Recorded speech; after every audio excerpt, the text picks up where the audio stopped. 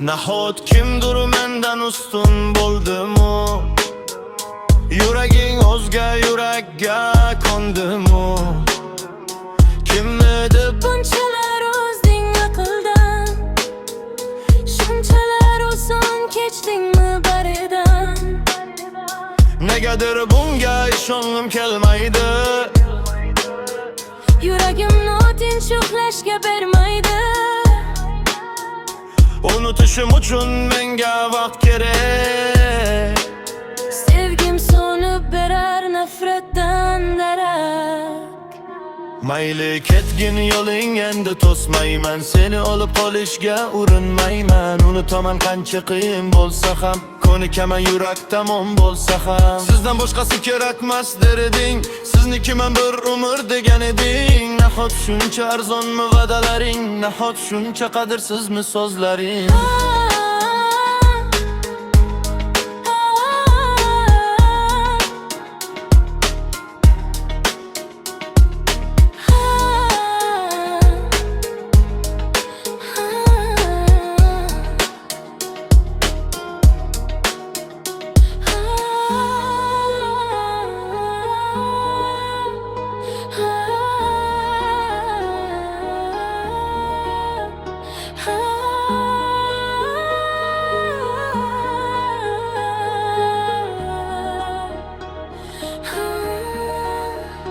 Nahot kimdir mendan ustun bo'ldimu?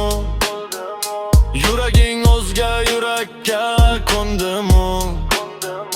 Kimni deb bunchalar o'zding aqldan, shunchalar oson kechdingmi baridan? Negadir bunga ishongim kelmaydi. Yuragimni tinch uxlashga bermaydi. Unutishim uchun menga vaqt kerak. Sevgim so'nib berar nafratdan darak.